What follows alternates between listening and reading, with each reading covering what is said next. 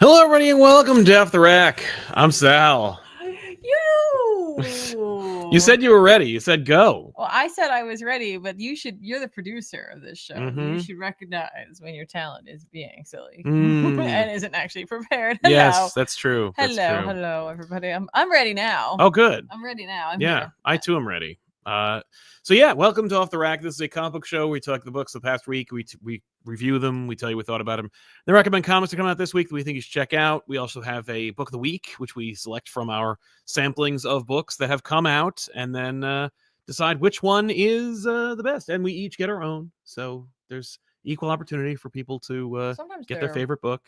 Sometimes we agree. Sometimes we do agree. Most of the time, I'd say we agree. Although it's fair to say we each have our own tastes and interests, which is exciting to see on display on this show and on this channel. And if you're interested in seeing this or more comic related podcasts, make sure to subscribe to this channel. Click the bell for notifications so you know when we're going live, and it helps us out. Give us a like when you see this video or any video on this channel drop up. Like, for example, my interview with Ron Mars, writer of Green Lantern Silver Surfer, co-creator of Kyle Rayner, and of course the conspirator on the DC versus Marvel event and some subsequent amalgam books as well. Ron came on the show. We chatted a little bit for about an hour. He spilled some tea and shared with us some really interesting insights into not only making comics, but also that particular event. You should check that out. It's a really cool chat, and might give you an insight into what Jim Starlin is like behind the scenes, or at least was like about 30 years ago. Very interesting. Really, really interesting story towards the end of the show. So definitely check that out as well.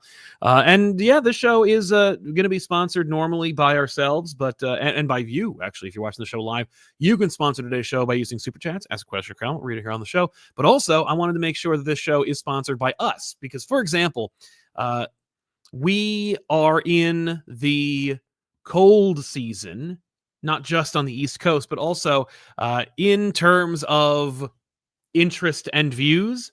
It's the nature of the beast. You know, folks are busy and or in a weird place. Comics are in an interesting and weird place as well. Not for any particular reason. It's not their fault, but comics are in an odd place. And so we could use your support. And so we really appreciate those who show up to the live shows live. We appreciate those who catch the show after the fact. And we also appreciate those who go the extra mile with either super thanks, super chats, or joining us on patreon.com/ComicPop. We try to make it worth your while. I have a little dedicated podcast just for you. We also have early access to back issues if and when I can actually finish those shows ahead of time. And little behind the curtain insights into what it's like to make videos here at ComicPop for the last 11 years. So we appreciate you joining us, and we hope that you will continue to support and join us in the many years to come. We've already been with you many years. We hope that you'll join us for many more. Heck yeah. This was a particularly light week for at least me in a big way. Not reading a bunch of these series, and or we dropped off on a couple. But I thought, you know what, we're gonna jump into what we can. But you got any news? It's funny. The news. There's definitely news, but the news is tomorrow's news. That's true. Yes. Fantastic Four, First Steps. Just enough with the subtitles. Can you imagine if they had launched Iron Man, where they were like, "All right, Iron Man, Tony Stark's heart," or some, just some nonsense. Like, just call it what it is. It's the MCU's first Fantastic Four. You don't even call it Fantastic Four. Well, they already have one of those. They have a couple of those. We have that at home. Yeah, we have Fantastic Four. That's what this should be called. Yeah, Fantastic Four. We have Fantastic Four at home. I don't know. It's just weird. Like, just call it Fantastic Four. But the trailer or teaser is dropping tomorrow, Tuesday morning at 7 a.m. Eastern Standard Time. I wonder if it'll actually do it. Yeah. They've already said it. It's already been out there. There was a little teaser for this teaser that came out, which was just... I didn't watch it. I was like, I'm just going to watch the teaser. Yeah. I mean, it has a real tone for what they want you to think. It's, an odd time, it's 60s kind of inspired. Yep. The only thing that really stuck out to me was that they just had the kid laugh loop on a loop. Like, it's just... it's just the same, with the little squeak in the middle. Like, I'm just like... They love that. You're a $1 trillion company. Maybe it's just a wink and a nod. You can get it's enough. Okay. Like every man that falls has to go, ah, really? Yes. Like, we got to get the Wilhelm scream in every single movie ever made. Yes. Can I derail you for a hot second? Please do. Can we? I am having fruit snacks right now. Yeah, you are. SpongeBob fruit snacks. What is this? What? That is a square. That's just a square. There's no SpongeBob. But it's yellow, about so I guess this. it is SpongeBob. It's really annoying. Like every one of these I've pulled out, like it's like a shape. Yeah. Like I think this is supposed to be Patrick. Welcome to the world of fruit snacks. They don't sucks. The only fruit snack that really looked like itself was the awesome Jet Fighters fruit snacks from Betty Crocker. They're all flat. Like they're all just like pressed in. I don't understand. I don't know. It's weird. Makes me upset. Well, fruit snacks are not what they used to be. Like their face is shaved off. And that like is like a weird like world I don't want to live in. Maybe they're shortchanging you. Maybe they used to be fuller and they went, oh no, times are tough. Shave off the faces and melt those down again. Yeah, just cut them in half and just make that twice as many. I don't know. What the heck? Sad Tiff snacks, yes. Yeah, Tiff snacks. It makes me sad. I feel you. I also wanted to mention just at the top of the hour while we're talking about, ourselves and stuff, that on youtube.com at ComicPop Plays or twitch.tv/ComicPop, Tiffany streams on a regular basis. I do. And last Friday, you did a little collaboration with the team over from Dorkly. It's like my first collab. Yeah, it was your first collab. It was the first official collaboration. And I think it really went well. There was a little audio issue in the beginning. I just mentioned that at the top, just because I wanted people to not that was my think fault. that was pervasive. No. That was right at the top because I was using something I'd not used before. And when we tested it out, it worked fine. And then I don't know what happened, but I got it working within like 20 minutes. So you're good after that. Just exactly. Enjoy that. But a fantastic collaboration. Mike and AJ from This Week in Nerd History podcast that I share with them dropped in, hung out with you, played Overcooked 2, which was a really fantastic game to play, and I hope that they'll return. It was a fun stream. I'm sure they did. It was really nice to meet them. But yeah, that was a really fun show, and if you're interested, check that out as well. Oh, thanks. And if you've never heard of it, because I saw some people actually had never heard that I was on another podcast that's not associated with this channel, over on Dorkly, which has about 3,970,000 more subscribers than we do. 3 million. Yeah, that's right. Because they have 4 million subscribers. Oh my gosh. They have a podcast called This Week in Nerd History. It is shared between 3 hosts, Mike, AJ, and myself. Well, it's very nice of them to slum it with me then. Right. Yeah, that team is awesome. And we do a weekly show on that channel. Genuinely nice people. They are. They are. And I know them behind the scenes. They are just a genuinely rad pair. Yeah. So definitely, if you haven't already checked out This Week in Nerd History, you should. It's a really fun show. Very different kind of show, but still has that kind of foot in the nerdy realm, so you don't feel too far off the beaten path. But yeah, that's a lot of fun, and you should definitely check out that show. I agree. If you aren't already. No, I definitely agree. Yeah. So yeah, let's jump into comics. Oh, but before we do, hey, you got a book. Oh, I did. Real quick, let's talk about Marvel Masterworks reprinted this run. And now it's available. We got it on In-Stock Trades. Again, not sponsored. They're not interested in sponsoring us, but they don't need a sponsorship. They're doing fine. I'm buying all their shit anyway. Is this an important one to get for people? I'm trying to find the first page. I don't understand how I didn't bookmark this because look what's in here. Oh, long out of print. Long out of print. Now back in some sort of print. If you wanted to read into Shambhala and actually look at the pages without having to hunt down the original Marvel graphic novel, here you go. You can just buy this. Check it out. I took a quick peek at it, and honestly, it's really well done. I'd have to take a look up against my copy of it, just to see how they did this. But I'm pretty sure it has everything to do with the bottom, area here. I don't know, because that one's much more square. So I'd love to. I don't know. Yeah, it's printed differently. This is printed. Take a peek.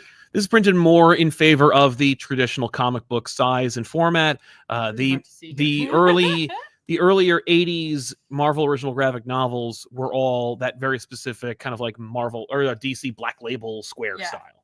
So you're going to see some cropping. Yeah. I mean, it's the same with the DC versus Marvel omnibus. The Superman Spider-Man was also a magazine style format.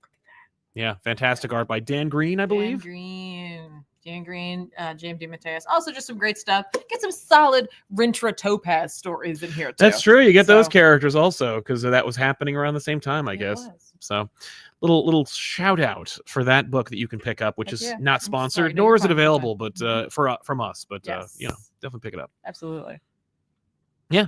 So there's some comics that came out this week. About some comics? Yeah, I think we should, right? You want to talk about Moon Knight? Yeah, Moon Knight. Are you kidding me? You love this series. I do love this series. Here's what's really, really funny about this series. I freaking didn't realize until I opened up issue 4 that I hadn't read issue 3. Oh no! I was like, oh, and you love this series, so I it was do. interesting. So I think it was just the holidays. That has to be what it was. Like I just didn't get a chance to read it. Yeah. So I caught back up. I read both issues, so forgive me if I put things in the wrong places. Right, if you're reviewing both 3 and 4. Exactly. So this is written by Jed MacKay with art by Dev Malia Pramanik. Okay. We had like a big screaming adventure with Moon Knight before with in which he like died and then he came back as a blood hunt. And so like it seemed like MacKay was like, let's bring him down. Let's marvel him up. No, well let's just take it back to the streets. Oh, and so it's like, I see. He's dealing with the drugs and like all of that, right? But like also I feel like MacKay had this moment of like, all right, we need to shake it up a little bit. What am I gonna do to make that happen? I know I'm gonna take the mission away from him. Oh no. And so the entity that was living within the Midnight Mission died in issue 3. Mm-hmm. And so like in this we see the aftermath of that, in which like Moon Knight is underground in a shield base, and there's references abound as to like where you can learn more about these and in which runs they're in and all that stuff. But the key here is that it's like Moon Knight and his group are underground now, being blamed for producing the drug. Okay. Which I was like, this is fairly brilliant. Like it sucks and it's brilliant. Yeah. And Moon Knight feeling particularly bad about this and like being like, I am not going to allow anyone else to like be like hurt in my war. This is my war. Very Moon Knighty stuff, right? Sounds like it. And he at one point like Vermin shows up, or the vermin arrive, which I was just like, wow, Sal is completely correct. You go underground, you're gonna run into vermin. You're gonna run into Ratmen. There they are. Yeah.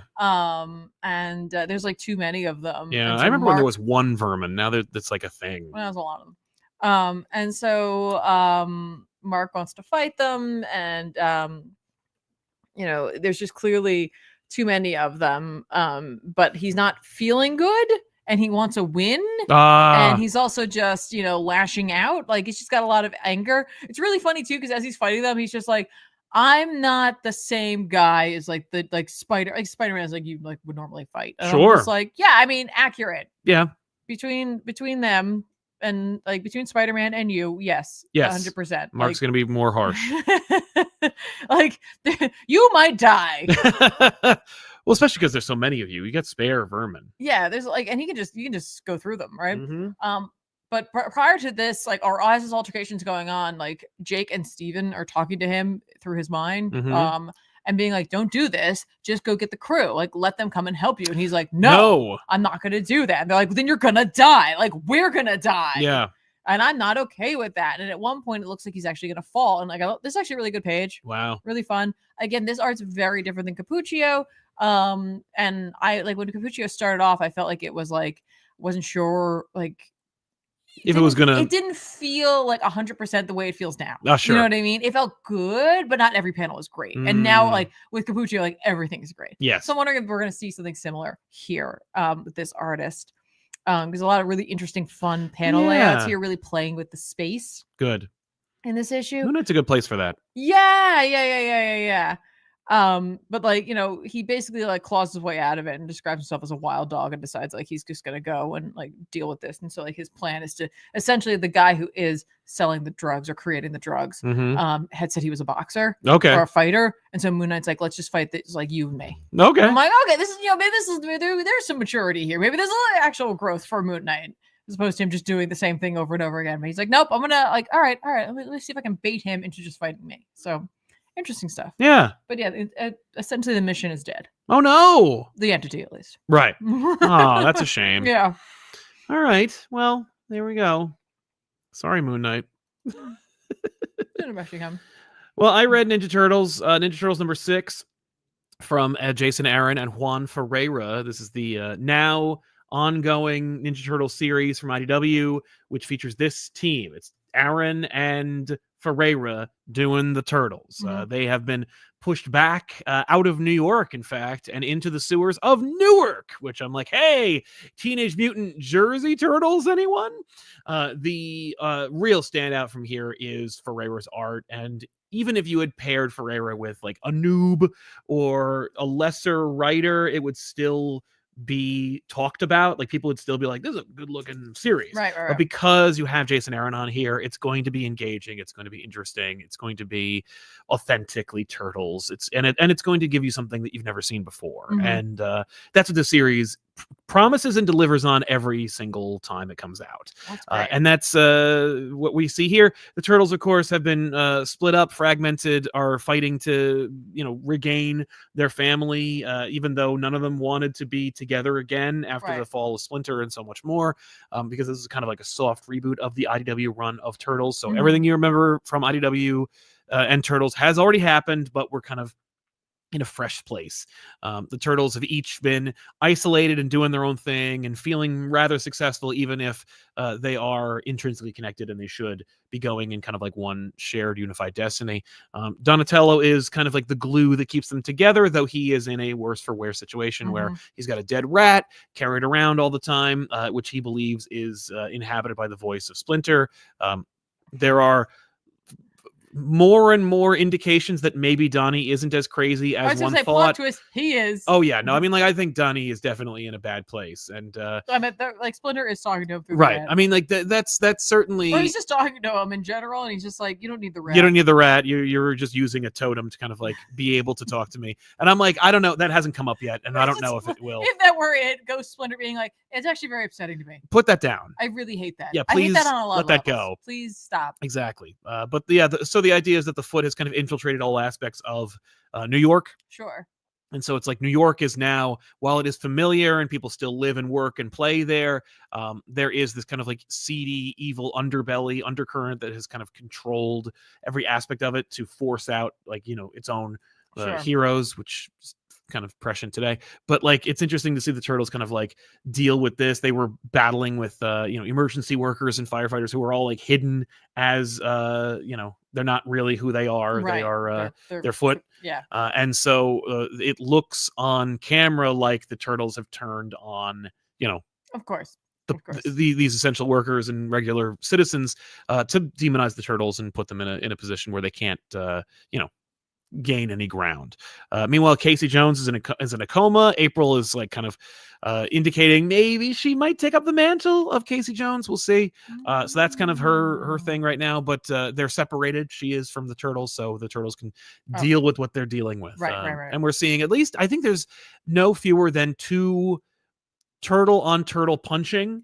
Where one is acting the fool and the other one is trying to knock some sense into them. But like, it's very extreme reactions that make you think, yeah, this is dysfunctional. This is not working. Yes. And so, yeah, the Turtles suffer some defeats, lick their wounds, go to New Jersey to hide and kind of figure out what they want to do. But of course, they left their own personal, like, kind of individual lives, and they're really resentful of each other for having robbed them of that, even if it was deeply unsatisfying. Let New Jersey heal you. I know. Let New Jersey Superior Pizza. Right, get some better pizza and maybe get some decent places to live. I mean, it's a little cheaper. Yeah. But come by my place. We'll hang out. Yeah. We got a big space in the studio. You can stay here for a while. They can stay in Jersey City or Hoboken. Just go across the river. Exactly. Well, they did go across the river, but I believe they're in Newark. So, which is fine. Sure. You get plenty of Portuguese food. But so it's fun to see the Turtles kind of like in this, this backed into a corner. Yeah, well, it's like a smart way to, like, instead of just having them outright fail, right? You know what I mean? To do something like that where they get to, have this, the chips against them, and like this hopeful moment, hopefully, moment of like rising of triumph to the call and triumphing. Absolutely. Yeah, I agree. But like also finding their own way as opposed to just having the answer provided to them by like a leader of some sort. Right. Well, without Splinter around, that's not going to happen. Absolutely. But definitely, if you haven't already checked out the series. You know, it's got levity, it's got grounded action. The book looks different from page to page, but it's all done by one singular, you know, artistic vision. You know, there's some sequences where a smoke grenade goes off, and I'm like, wow, like this looks so good. And then there's other character moments where you see turtles in the sewer, like punching at each other. And you're like, okay, I've seen this before. And this looks like this is cool, but it's also just so different from the way that we've like come to know the turtles, especially from IDW. So good marks all around. That's great. I was going to say, like, I think we've talked about this before, but you said that like this is kind of like a soft reboot. It is very much. But if you're a new reader, you can jump in, no problem. Okay. Yeah, because there's this whole thing which I don't have any context for really, where it's like there's a mutant town, place like an area of New York that's just inhabited by mutants, and they're like, we should go to Mutant Town. They're like, no, let's not do that. And I'm like, thank you, because I don't know anything about it and I don't care. And it's like, great, just give me the turtles. Yes. You know. Yes, I get that. That's what I'm interested in here. All right. So yeah, I dig it. Fantastic. What do you got? I want to talk about a quick indie book I read this week called The Seasons by Rick Remender with art by Paul Azaceta. Hey, from Punisher. Yeah, nice. Looks really cool. I didn't realize until I opened this up that I was like, oh my gosh, I read a preview for this. It was in the back of like an image book or nice. something like that. A few page preview. You know, it's like this town called, or the city called like New Cairo, and like they like, oh, it's weird, like everyone's lost contact with them and like nobody can go in or like whatever, like it's like seems like it's really messed up, and like a pilot tried to land there and he couldn't, and like what's going on, right? And then like you see this like weird circus kind of going through it, and like, oh, obviously something is going on, right? And it's like, all right, is it the Black Parade? No. Like Gerard Way warned us about. Pretty sure if it was, no one would be upset about it at this point. Right. Every millennial will be like, oh, yay! Yes, please. Yeah. Yeah, so then we get introduced to another town, and there's this like, you know, girl, and you know, she is a letter courier, and she's chasing down this letter that's like been flying through the air, and so we get a look at the town, and she's like tromping through it and like destroying things, and like, you know, in chase of this letter, okay, because like her job isn't done until she delivers the letter, and that letter is for her though to begin with.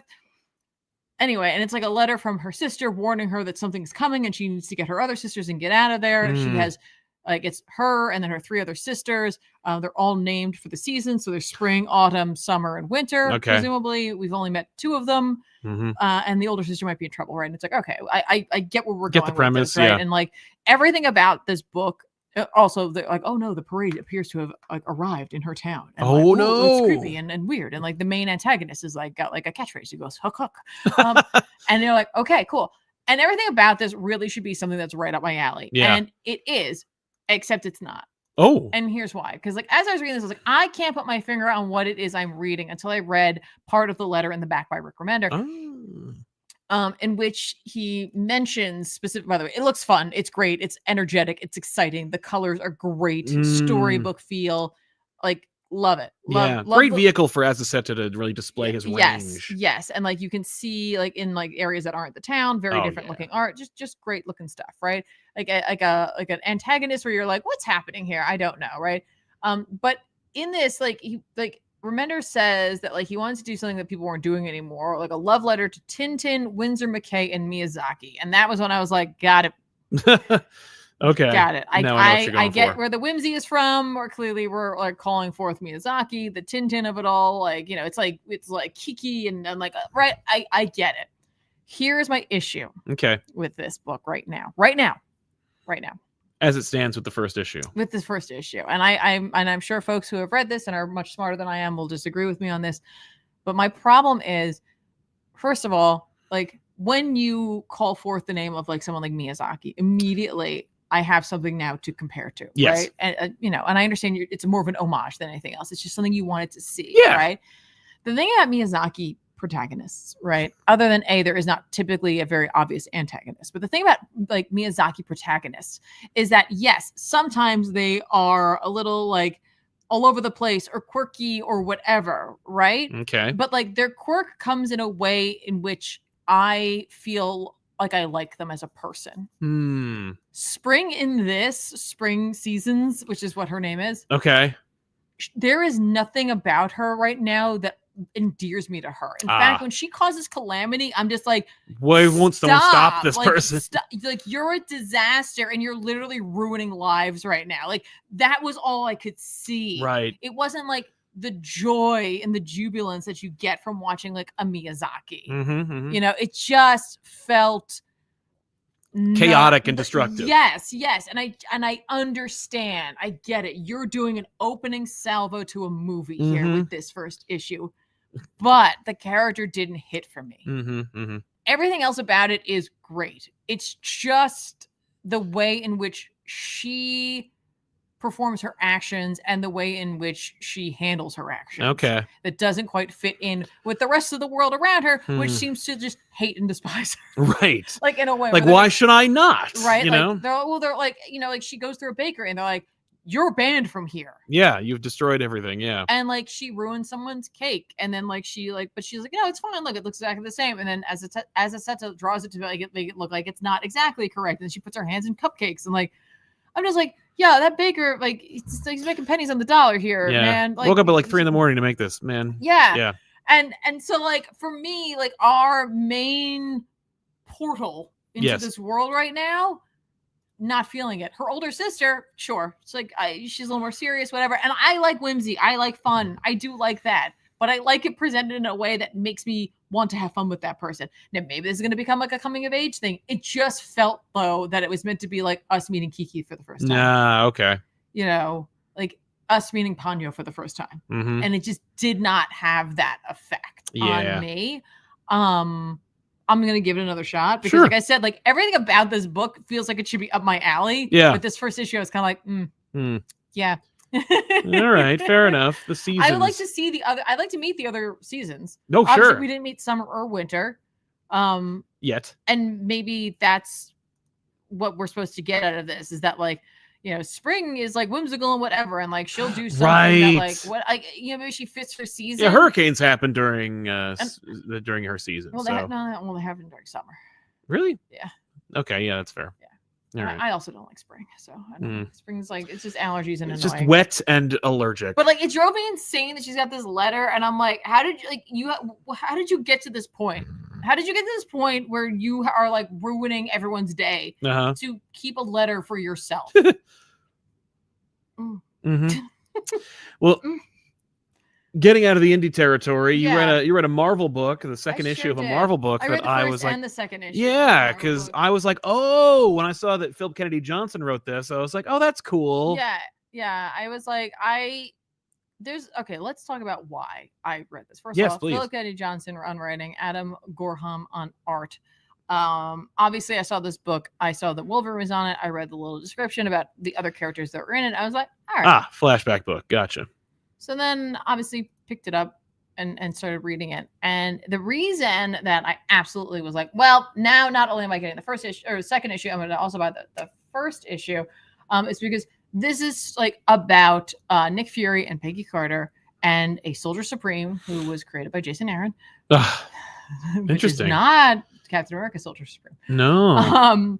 And also a Ghost Rider. Okay. And it was honestly in the Ghost Rider's naming convention, which this Ghost Rider, it was created by Philip Kennedy Johnson in his Hulk run, which before anyone tells me, like, if you liked this, then you might like the Hulk run. Stop right there. Stop what you're saying. Don't push that on me. Second of all, or third of all, the reason for that being, by the way, is because I have a fascination with the occult, especially when it has to do with World War II. You have a better sell of Hellboy with me than trying to get it back. Like, just because Philip Kennedy Johnson wrote this doesn't mean I'm gonna love the Hulk. I might try it, but I'm just saying, don't push it. Anyway, the real identity of this Ghost Rider. Do you know what their name is? No. Their last name's Romero. Do you know what their first name is? No. George? Sal. What?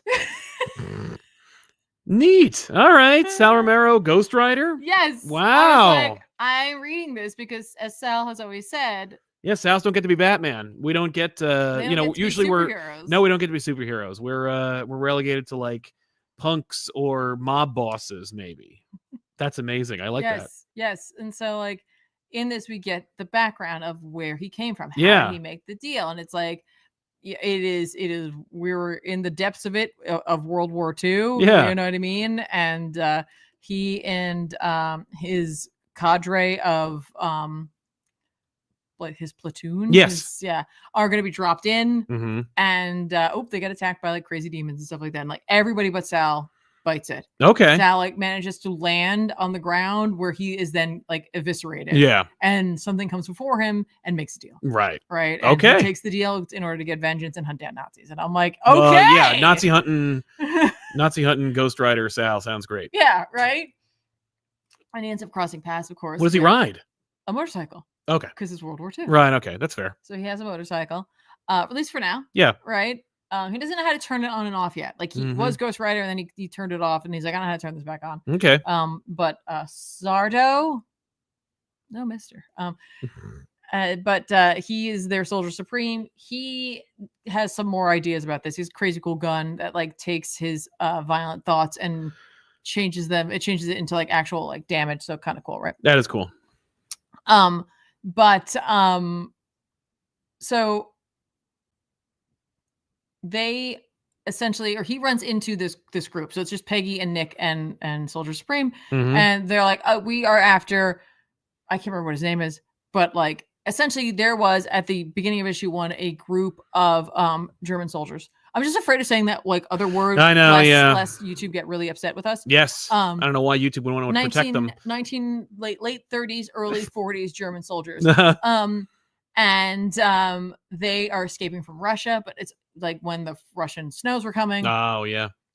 And they're going to get trapped. And like as they enter these woods, like the Russians are chasing after them, and they see on this tree this like horse skeleton thing, like, you know, like decorative. And they're like, don't go in there. Don't worry, it's fine. And I was like, cool. They run in there. They run into like an Elden Ring-esque, you know, monster, which is like a horse, like body skeleton with like meat on it and stuff. That's like, if you get me out of here, like I will make you like immortal. They're like, will you save our souls? And they're like, he's like, nah, nothing can do that. Nothing can do that. And he's like, but you know, you can have a good time, basically. Right. And so their main guy, who looks just like Christoph Waltz, says no to that, and his other guys kill him. They take the deal, and so that's who they're after. Okay, cool. Right, but that's also the guys who killed Sal's platoon. Right. So he's like, sure, I'm in. Oh, I'm in. Yeah. Yeah, and so in this issue, they come across like this like scene where there's like some other German soldiers, and they are all firing at like something. They're like, they're firing everywhere. What is it? I'm like, oh, okay, cool. I forgot what was on the cover.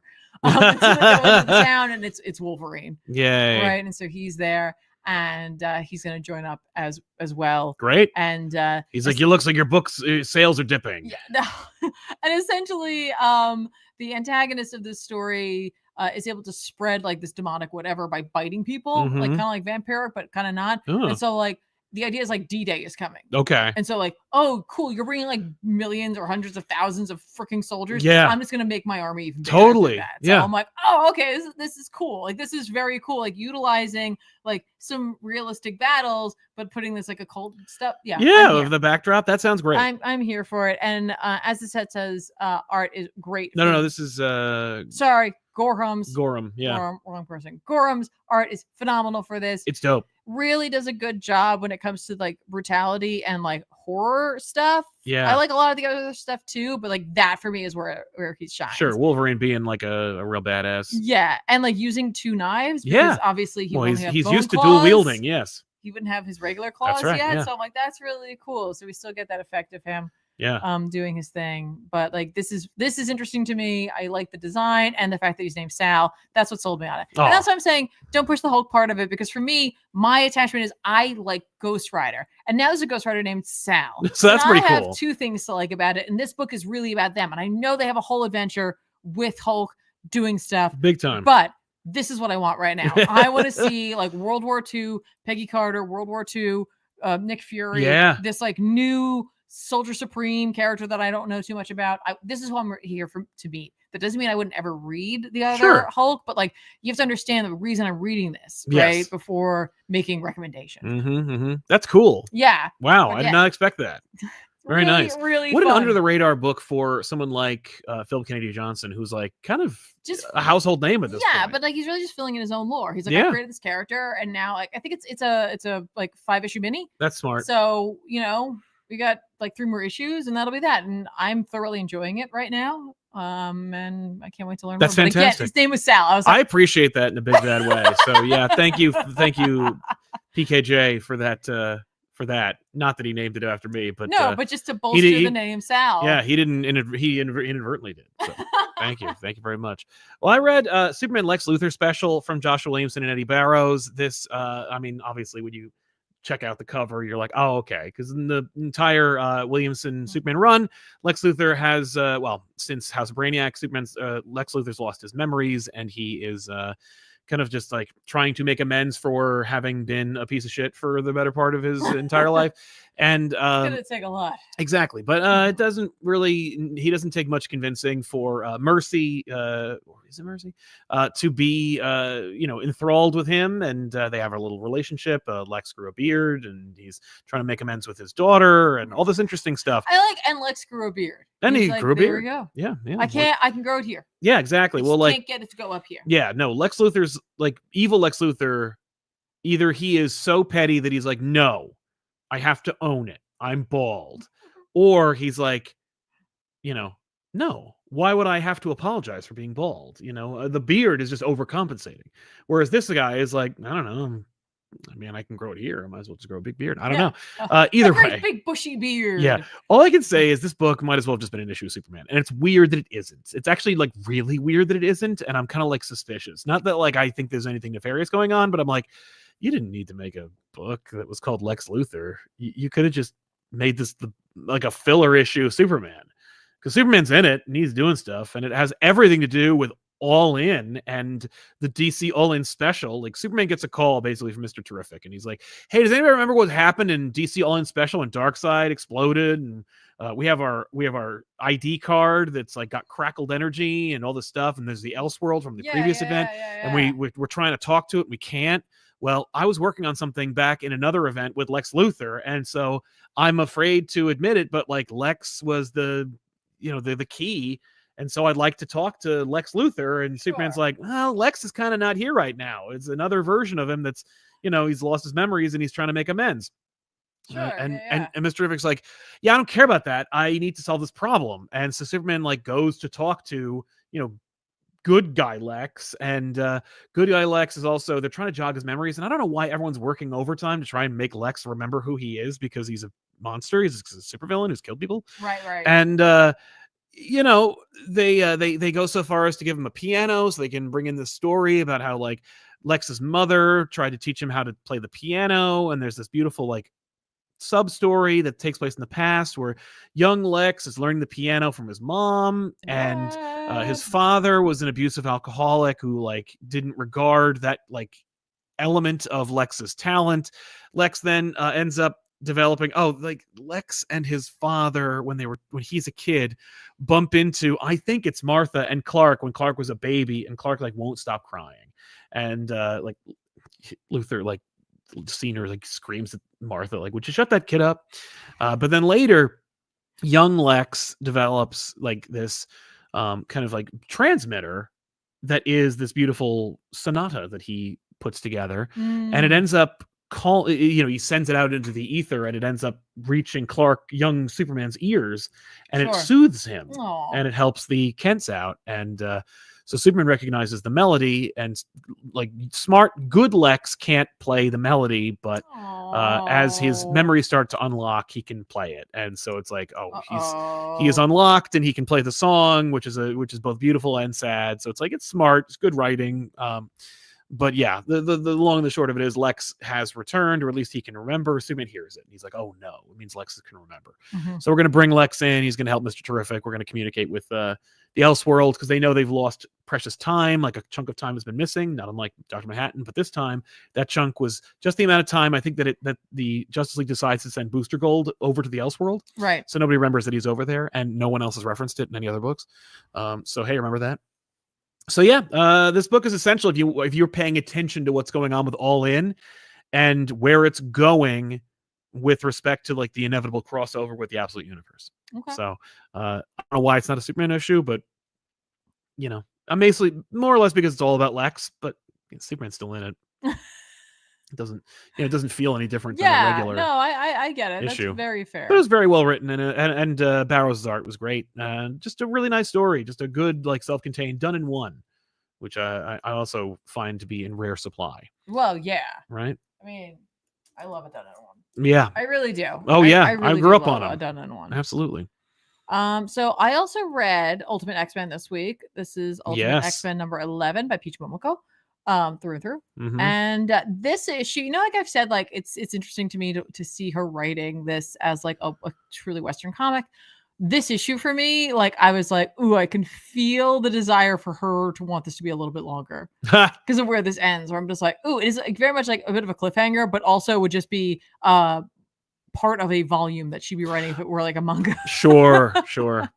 And again, just really heighten my excitement for this to all be collected one day. Oh, sure. I'm hoping that they actually just make like instead of it being multiple volumes, which is what they're gonna do. Well, because we have the first volume. I would like it to just be one volume. Yeah. Like, just like here it is. You know, we have volume 1, which I'm sure is just the first 6 issues. Yeah.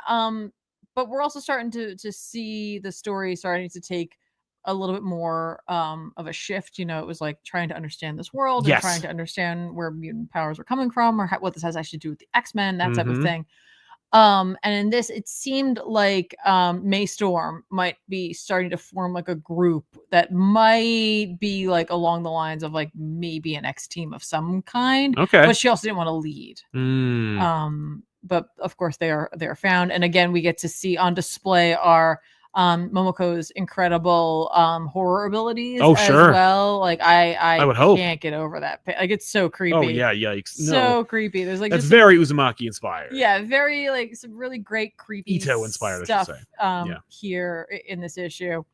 And again, we're seeing her in particular referencing some of the outside world too. Oh, you know what I mean? Like in the Ultimate Universe? Yes. Oh, wow. In which, like, you know, they're looking at like a news article or like a TV thing, and then it mentions that like the new Black Cat has like committed a heist. Oh, and, wow. Like, you see her like jumping through the air or something like that. And I'm like, good job. Like you're just like, don't forget. Yeah. All together. It's all part of the same universe. Yeah. One day they're gonna have to meet. Right. But it's just such a subtle little nod. Yeah. You know, it's not a blink and you'll miss it. Like it's like when it's in the book. Is. You can look at it for as long as you want. But I'm like, I love that where it's just like, there it is. Yeah. Just don't forget. Yeah. You know, it's all gonna come together at some point, right? Like Great. in theory. Yeah, let's hope. But you know, like her characters, they take a while to like step up or to change their ways. Sure. You know, and I appreciate that because it's more realistic. Yes. You know, that is very much how people are, and they're children. You know, these are children. And so it's like, even that, it's like, okay, like I'm making decisions like against my parents or with my parents, or, you know, like you're seeing these kids who are like, you know, like their families are stressed because right now they're targets too. So it's like, some of the kids are like, maybe I shouldn't be there. Maybe I shouldn't stay there. Maybe I shouldn't do this. And like, but they're children. So it's like, it's really like a good reminder occasionally where like you can just enjoy the story and then you think about the fact that it's like these are all kids that have to deal with this. Yeah. You know, and again, that's what starts making it feel to me more and more like X-Men, where it's like, here are these like teenagers. Yeah. You know, at least in like old school X-Men, like these young folks who are supposed to be like dealing with all this stuff and they all look like adults. Yes. But these look more like children and they are dealing with these things. Yes. You know, we got Canon in there as well. Psylocke, another like Psylocke, like, hey, like getting to know or getting a little bit like more of a foothold in there. And for me right now, I'm like really struggling with the like, who is the villain? Like who is going to end up being the villain and who is actually the villain? Well, maybe there isn't one. Maybe it's one of those stories like you were talking about earlier. Yeah, I mean, maybe, but I don't think so. I feel like, you know, obviously part of the council, like they have a foothold here. And like, we've seen that reference that like things are going on, especially with Viper and all of that. Yeah, right? Like, Viper. So that's happening for sure. But then there's other forces at work too, where I'm like, you know, like getting like strong. We've always been getting, at least I have been getting a strong Shadow King vibes off of one of the characters. And I'm like, is that where we're going with this? Are we going to do that? Or are we doing like leaning into like more of an evil Professor X kind of thing? Like, where are we going with this? There's just a lot. And like I said, like I desperately wish that we were just kind of getting it all at once, because it it's energetic and it's exciting, but it is a slow burn. Yeah, and, but and I'm sure you can read it fast. Yeah, well, yes, but then I like slow down. I'm like, whoa, take it in, enjoy it. And I realized from the end of this issue, it's another one of those Peach lexicon things, context page where it's like here's what the universe except is this like. context page is very much about like New Year's is obviously coming at the end of January. And so that must have been fresh in her mind. And I realized that I would read an entire book by Peach Momoko that's illustrated about Japanese traditions. Right. I was just reading this is what it's like to be a Japanese person. I was like, this is beautiful. It's just a beautiful representation, just quick little notes about things and just really, really fun. And it really helps to get you into that world. Yes. So I'm looking forward to those also being probably collected all in the back of something, maybe an omnibus one day. I don't know. But really, really enjoyed this issue, but this issue in particular to me felt like I'm like, oh, there should be more. Yeah, I wish there were more, and if it was a true manga, there would be. Yes, 100%. Oh well. So, but still a great book. Do not let me saying that like I wish this was a collected volume stop you from reading it. You can go pick up the first volume of it to see if you like this world. Peach is very much building her own world, but I just, like I said, like I love the nods here and there to being like, I recognize that my world is taking place in this larger world. Sure. So good stuff. Really cool. Oh, also we see that May Storm sees Storm on TV as well. Oh. And so that's where she gets the idea for her own name. Okay. And so I was like, interesting. Okay. So what's your book of the week? Oh man, that's a really great question because this is a fantastic issue of Ultimate X-Men. Yeah, of course. Like it always is. But like, man, Hellhunters really came out of the gate swinging for me. And I did not expect it. I really did not expect to enjoy Hellhunters anywhere near as much as I did. Like I was like truly enjoying it. And I loved having the opportunity to read issues 1 and 2 back to back. Yeah. I'm trying to only judge it based on issue 2. So I think I'm going to go with Hellhunters this week. Okay. Really weird wow. pull for me. Again, I loved Ultimate X-Men. Ultimate X-Men has been my book of the week before. But I think Hellhunters issue 2 was my book of the week, like kind of my introduction to this world. Loved meeting Sal Romero, and yeah, down for it. That's fair. It's funny for me. I want to give it to Turtles because I don't think I've ever made the Turtles the book of the week. But the subtlety and beauty that was presented in the like old Superman story made this like I have to recognize this is a really well made comic. Like this is just like the Lex Luthor special. While I don't believe it should exist, I think it should be part of it. Should be the next issue of Superman. Yeah, it was just a really well made comic book that told a great story that like also was done in one issue, which I'm sure Josh had to fight for. And it has nothing to do with the fact that Josh occasionally makes a show on this channel. It has everything to do with the fact this is just like a good comic book with really really good consistent art. And reminds me of a simpler time when we could just do a little story in one issue that is part of the same continuity and is all part of the bigger story overall. Yes. So let's jump into some super chats and then we'll recommend some comics that are coming out this week that we think you should check out. Our tweet says ComicPop Woo, not to be a downer, but we're probably along with actual necessities going to see comics get more expensive with the tariffs. Yay for that. Yeah, I agree. I'm afraid we are in that world where comics are going to be more expensive. We have not seen those effects yet, but I'm sure we will. That's a scary prospect because the jump was a lot for a lot of people. Yeah. And obviously I don't want the brick and mortars to be in trouble, but it would be very beneficial for folks to have access to a more reasonably priced digital comic. That's true. Just to help folks who like a $6-7 comic, that's like you can't. It's unfeasible. And that's just going to eat away at smaller books too. Like, books like Poison Ivy. Like I'm just looking at here for the next week's comics. Like that may not make it when you only have enough money to buy like Absolute Superman. Yeah. And in fact, you hit on an interesting point that I think is important to mention, which is that if we are in a place right now where we can see the road to come, and you would like to be part of the solution, you'd like to at least help your local comic book store weather the storm, the best way, if you are in a position like this, to help your local comic book store is to pick up your pull list and to cull it. Not that helps them by buying fewer books, but it does help them order less inventory. So in your case, like I think pick up your pull list within the next month, like within the month of February, go to your local comic book store, be like, hey, put a hold on everything. I'm just going to chip away at my pull list, pay you for the, pay that out, or just buy the whole damn thing in one go and just get them their mortgage payments, because like those comic book stores are going to be the hardest hit. The publishers are going to be hit, the smaller ones more so than the bigger ones. Both of the big two are subsidized by massive corporations at this point, so I don't feel too bad about them right now. But comics are a pauper business, so it's like they're gonna need all the help they can get. So and comic book stores are an ancillary part of that, like we are, where it's like just we feed off of that. So help your local comic book store out, pick up your pull lists, and if you know that there's going to be some books that you're like, I don't read this book anymore, or I'm not going to buy this, or if there is a bootstrap situation, I'm going to have to cut that book, cut it. And or put it on hold and or just pause alert them. Just and know. let them There's know. no judgment. No, It actually they're happy to get that information. And if there is judgment, then just cancel your pull list and then bring it to a comic book store that would be happier with it, because that's a bad store anyway, or at the very least a bad attitude. But yeah. How about you, Tiffany? You can read this one. Oh, sure. Andre Brown says, sending love from across the pond. Sorry, couldn't catch you live. Cheers. Hope you two are doing great. Picked up Challengers of the Unknown one half on discount. It's really cool mystery, and cheaper comics are a win. They are a win. That is so essential to the industry now, is like picking up cheaper comics, getting them, second, after they've come out already. And yeah, I'm glad that you checked out Challenge of the Unknown. I remember that dropping and I was like, no, but thank you for your support. And cheers to you. Yeah, cheers. A Secret Boss. Here's $5 to fund the Savage Wolverine back issue with Tiffany. I agree with that. Thank you so much, Secret Boss. We're one step closer, folks, to Tiffany covering Savage Wolverine on back issues. Who wants that? Raidu says, been catching up on your interviews. Thanks for giving me something to watch while I melt in 85-degree weather in February. I don't know where you are, but thank you. Jealous. Maybe Australia, but thank you so much for that.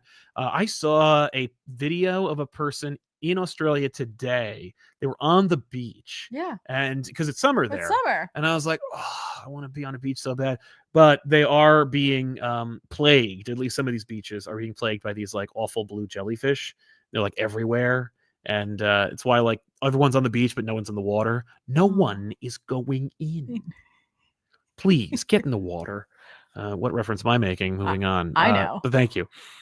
Chocobo Kid saying, I'm doing my part supporting Comic Pop to have more Tiff on episodes of back issues. I agree with that. I agree with that sentiment big time. Thank you. Hey, big fan and friend of the show, Thorn Identity. Thank you for your support. Thank you. I support Comic Pop because you are perfect examples of what's best in comics criticism and in fandom. You make a home for us weirdos, readers and makers alike, and I thank you for it. Truly, more like you, please. Thank you for it. Well, there's only so much of us to go around, but we appreciate the support. You are the kind of creator and audience member that like we need, that the industry needs. People who like understand the temperature read of their readers, people who tell their story uniquely and are story first people. But also pay attention to what's going on. It's a balance. You strike a balance. You do. You strike a big balance. It's a hard thing to do. It's true. And you're endlessly positive, which is another huge win. We love that. There you go. Hulkzilla saying busy night. So wishing everyone a great week. Thanks so much, Hulkzilla. Jasper Eddie says, I love all the content. Sal, what do you think of the Spider-Man Predator crossover preview pages? And for Tiffany, what would be a good place to start reading Hellblazer? Really appreciate you guys. Really appreciate you too, Jasper. I have not seen them. I've only seen the covers. And there's one cover that I love, and there's the rest of them which I don't. But I will be reading those pages. I need to find those immediately. Okay, fair. For me, obviously, you can start with either Alan Moore's work on Swamp Thing, because that is where John comes from. But you could also, if you're just like, I don't want to deal with that, you could just jump into Delano's like first issues of Constantine. But you could also go another route if you just want to dip your toes. And you want the most recent thing. Well, I was actually going somewhere else first. I was going to say, if you just want to dip your toes and read something that is well referenced and well known, you could pick up Dangerous Habits, which is a volume of Garth Ennis's run on Constantine. And then if you like that, then go back and read Delano stuff leading up to that. Some folk don't love that idea because they're like, well, you don't understand what like Ennis is doing with Constantine. Well, here's the thing. if you're a person who just wants to know if you're interested in this character, I'd like to give you something that like you're maybe more familiar with, and to get a temperature on the character before giving you like so many issues of work to get to that point, right? So it's like you can read that and then you can go back. Additionally, if you do want to read something more modern, of course you can pick up Cy Spurrier's run. Does a really good job of capturing the bastard that is John Constantine. Nice. Ardweet says, oh, I'm sorry. Yeah, no. Sound by Shane. Thank you. That's me. Sound by Shane says, hey, Sal and Tiff, love y'all. Last week you mentioned that you believe the superstar era is over. Do you mean readers aren't buying big names anymore, or is it something else? Love y'all. Love you too. Thank you, man. No, and while I don't necessarily agree with my sentiment before, the sentiment that I'm making or made at that point was more that the superstar artist, as it was in the like 90s, was you take a name, not unlike the superstar actor of the era, and applied that to a project, and it meant an automatic guarantee of a certain intake. You put Tom Cruise in a movie, you're going to make $100 million. If you put Todd McFarlane on a book, you're going to make less, but still better than you would if you put anyone else on that book. A superstar artist, the way that I understand the definition to be, is an artist that carries the brand more than the brand carries them, and an artist that can command whatever they want. If Jim Lee is on a book, everyone's going to go buy it, that concept.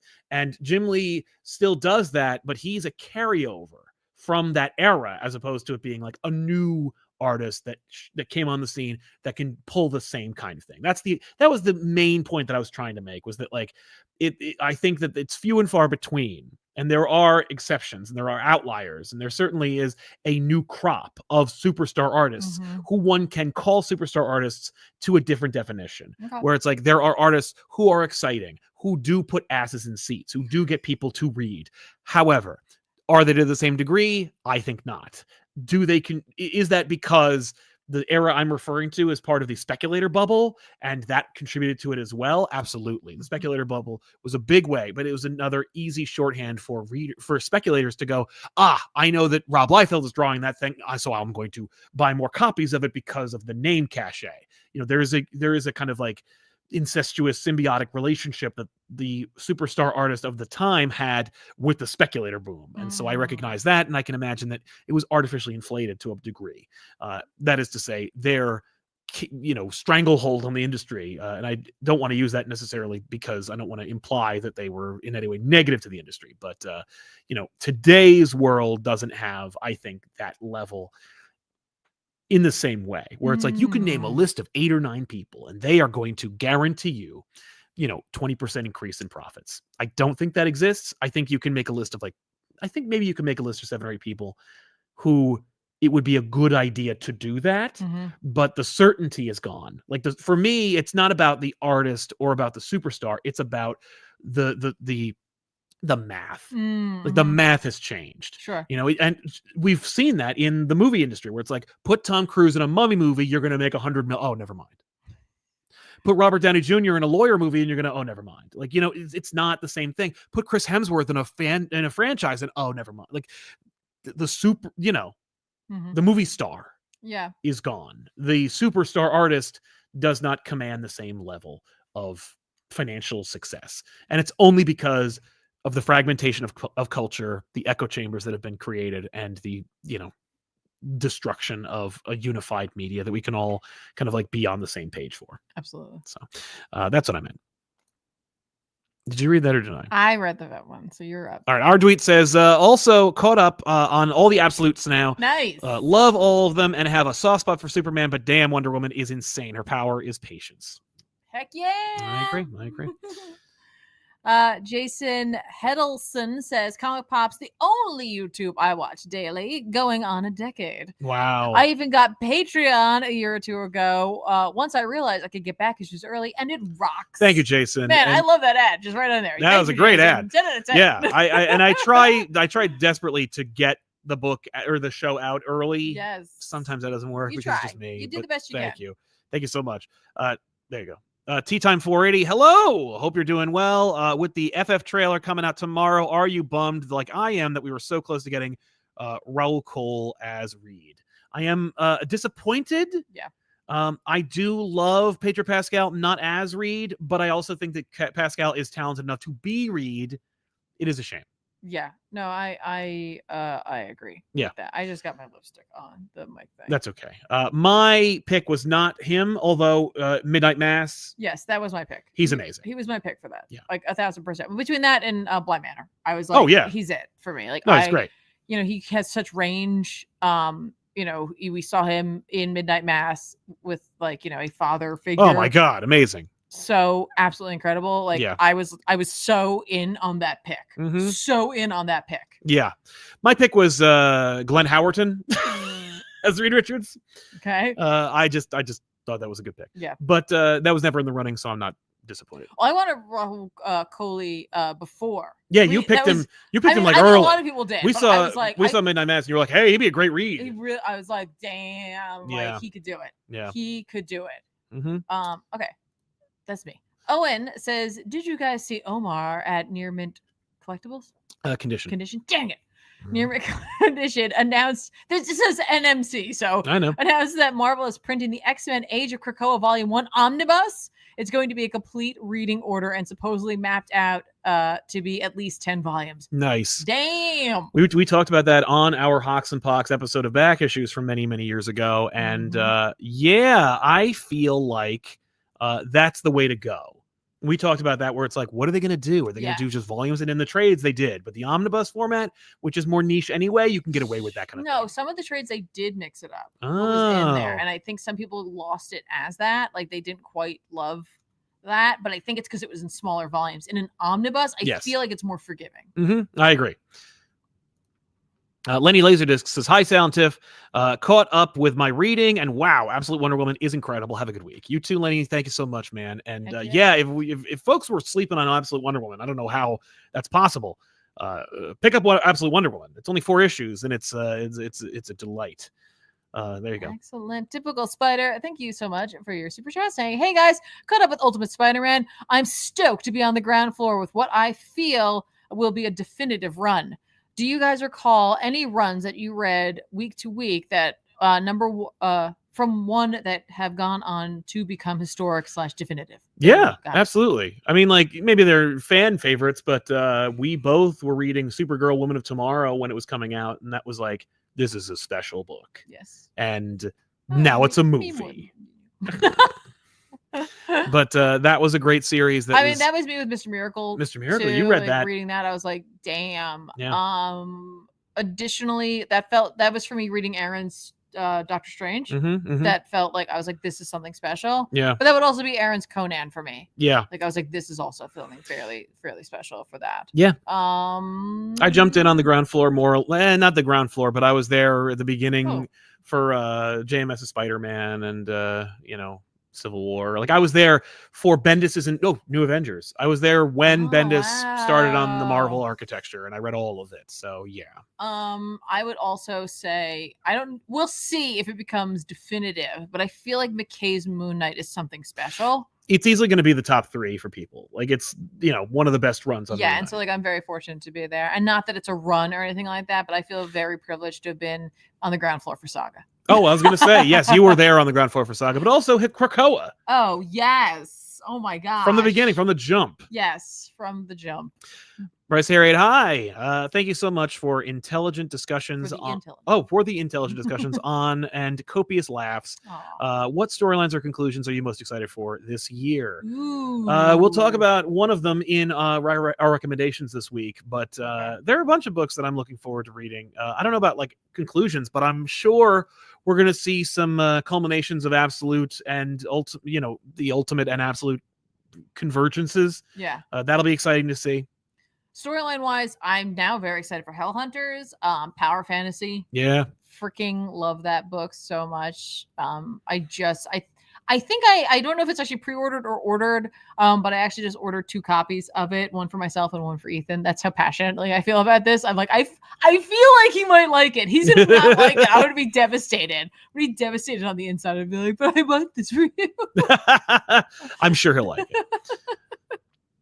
Bear Farmer.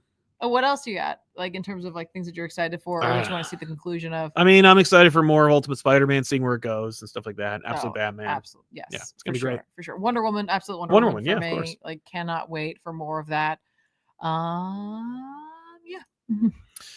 Bear Farmer saying, nothing interested me this week, but I was reading some old Green Lantern and realized how closely they broke Batman, killed Superman, destroyed Coast City, and the GL Corp. What the hell was going on? They realized they could break it. That was like one of those things where they were like, we killed Superman, and they realized like not only did it translate to sales, but they were like, we can have an effect on this. We're not just stewards, we're not just gatekeepers. Like we can affect real change. And like they added like new characters. I mean, the death of Superman resulted in 4 new characters who are used to this day.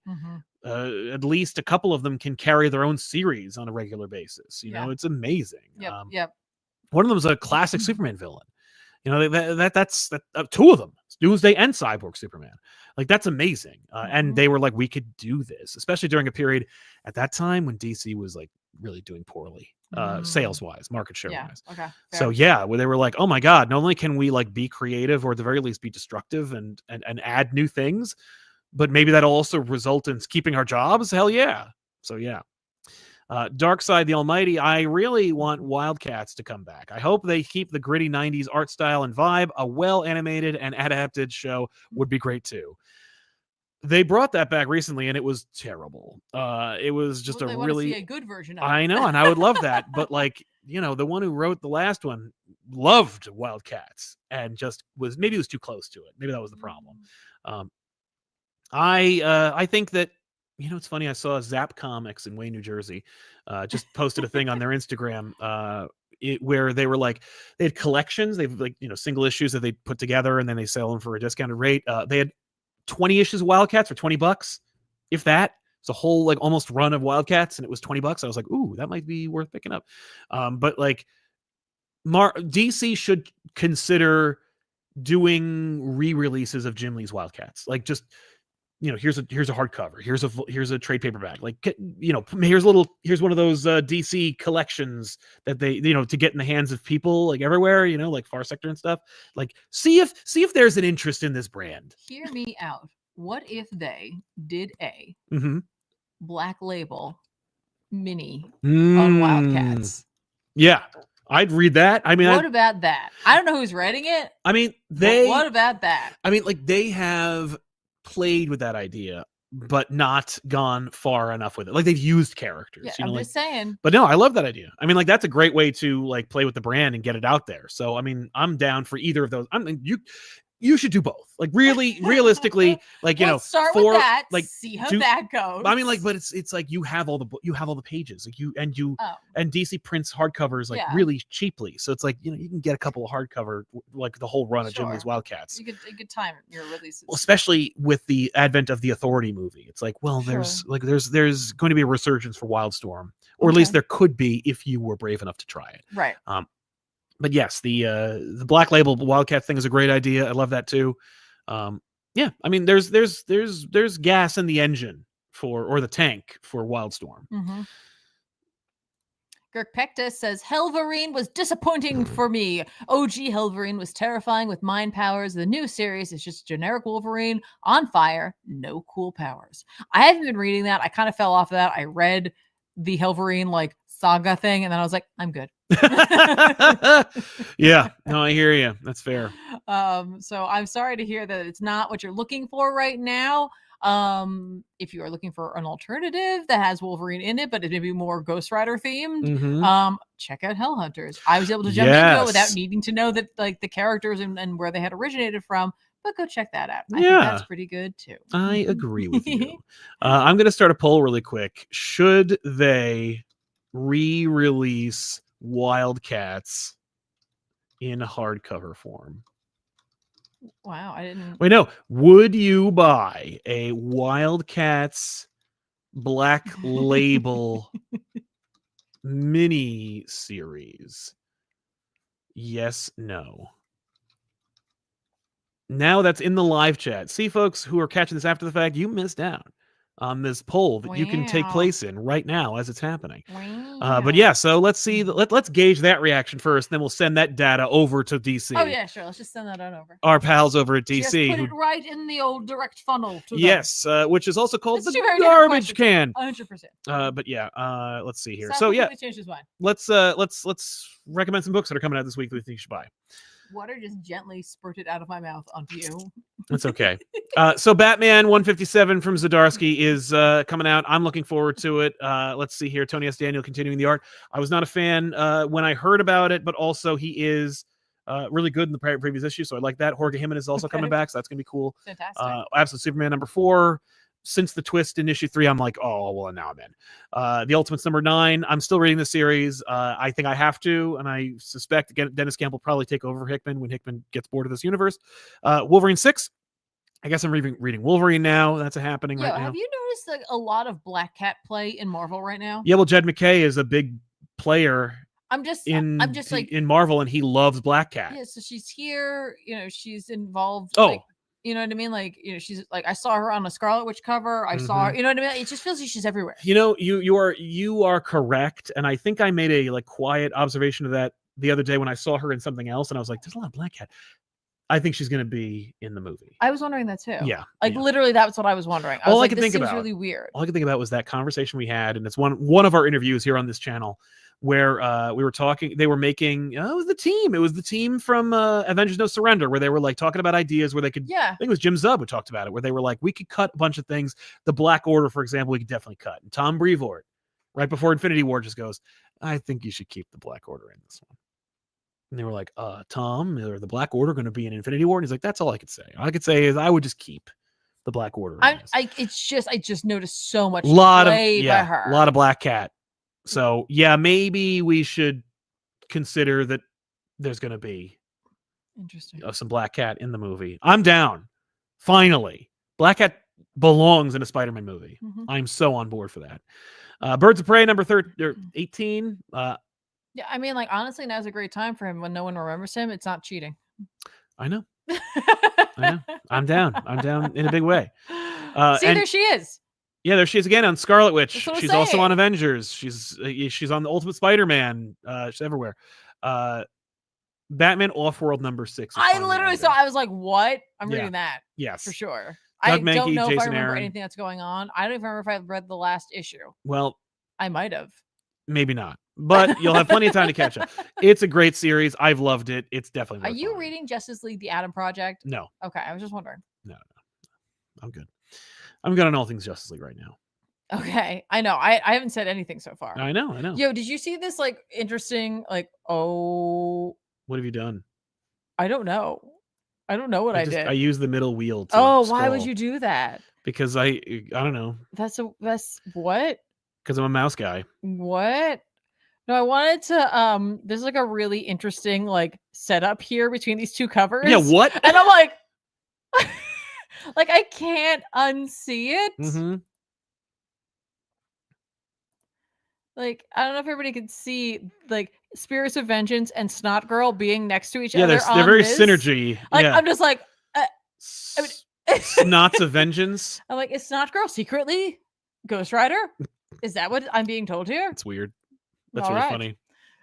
Anyway, here are some books that I'm going to be reading. Obviously, you already mentioned Absolute Superman. Very excited. We're on all the Absolute books. Yeah, 100%. Totally reading that. I could not get over the fact that it looks like Baby Doll here. Yeah. And I was like, did someone hear my plea that Baby Doll should be in more Batman books? They got all your letters. Got all my letters. Thank you.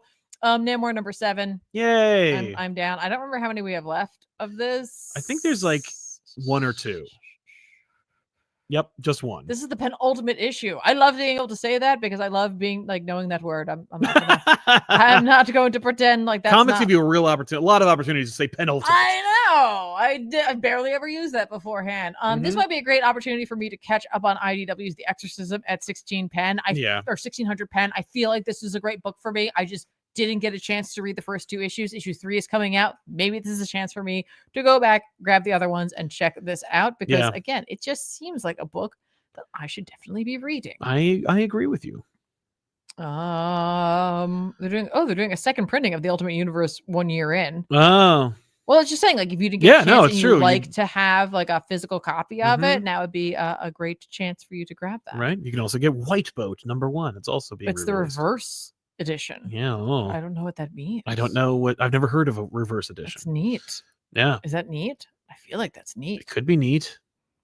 Is Baby Doll actually in this? This is what Tiffany needs to know right now. I mean, if it's a giant doll, it sounds like it is. I don't know. Anyway. Yes. Yay! And also, I don't think Baby Doll's ever been in like a continuity comic. We'll see. Well, listen, here's the chance. Here's the chance, Here folks. she goes. So it looks like next week will be a lighter week for me and a heavy week for me. you. Hooray! Yay! And even then, I'm still gonna try and read Namor. You should do Namor on back issues. I That'd be freaking fun. really am enjoying Namor. I really, really am. It's good. Namor. Dante Cook, I would give DC all my money for a solo Zealot Black Label book, but nothing else. Let me tell you something, man. If you liked Zealot and you haven't been reading Kelly Thompson's Birds of Prey, go back and read the first volume of Birds of Prey from Kelly Thompson. You will enjoy it because you get to see Big Barda and Zealot and Cassie Kane, Batgirl all team up. What an opportunity. Yeah. So I want to thank our super chatters for sponsoring today's show. Woo! And thanks to the regular chat for taking part in a ridiculous and silly survey for us And about for being here. and for being here and being respectful for and being cool. present and awesome and great. Yes. These are the things that you are. We do appreciate I it. didn't vote.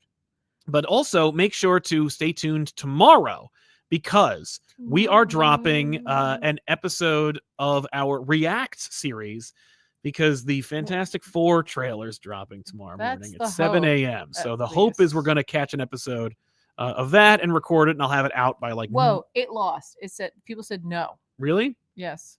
Too many people said no? It's like 50-50. Wow, really? Yeah, it's 51% to 49%. Wow, okay. There's no love for Wildcats. No, that's but it. Like, what if it's like a stellar team? Yeah, right? Tom Kidd. No. And Batman's in it. Yeah, and Batman's in it. How about that? Now we got you. How about Batman and the Wildcats? Now we're cooking with gas. Well, it was 50-50 for a second. Okay. Look at it. Look at it. Look at it go. I love it. That's not a good sign. Or maybe it is actually. I don't know. It's really divisive. Maybe it's very real. It's a divisive book. Maybe they might like a book like that. Who knows? I mean, if Jim Lee came back, yeah. Well, he'd do the covers. He'd do the covers. He's not going to do the interiors, obviously. He'd do all the covers. He's too busy drawing Hattush. But yeah, we want to thank you so much for hanging out with us. Don't forget to check out Tiffany on twitch.tv/ComicPop or youtube.com @ComicPop Plays. Check out everything that happens on this channel, including our interviews, conversations, podcasts. We dropped a new podcast show with myself and the team. You're going to see Tiffany. You're probably going to see Jason. There's going to be like people bombing in. It's ComicPop exclusive. It's the team from ComicPop, and only ComicPop people are on that show. So check that out. That's not the name of the show, but it is going to be dropping hopefully in the next week or so. We're going to shoot another episode this week. I didn't know that. Yep, that's right. Thursday is when the team and I are shooting the episode. So we'll see how that goes. I was loud on that one because I was actually surprised. I know.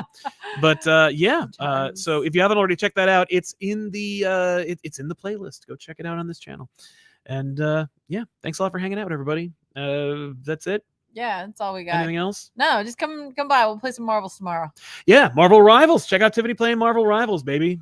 You've been enjoying the crap out of that. Yeah, I will not play though for a while, so that I keep it fresh. So then when I get in, I'm like, here we go. Yeah, I'm here for it. That's fair. That's fair. I probably should have because I forgot about the Lunar New Year event. Oops. So long, everybody. Thanks for hanging out. Bye-bye. Bye.